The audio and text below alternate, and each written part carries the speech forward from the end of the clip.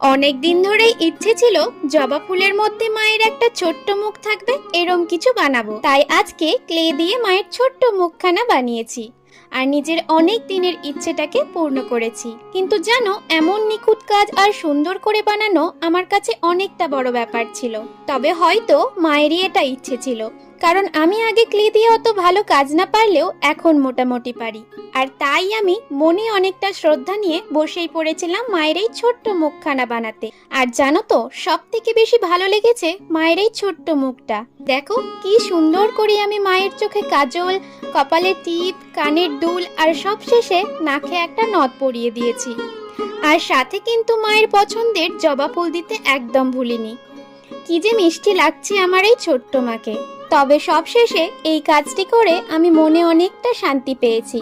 তাহলে তোমরা অবশ্যই জানিও আমার এই মায়ের ছোট্ট মুখখানা কেমন হয়েছে বানানো।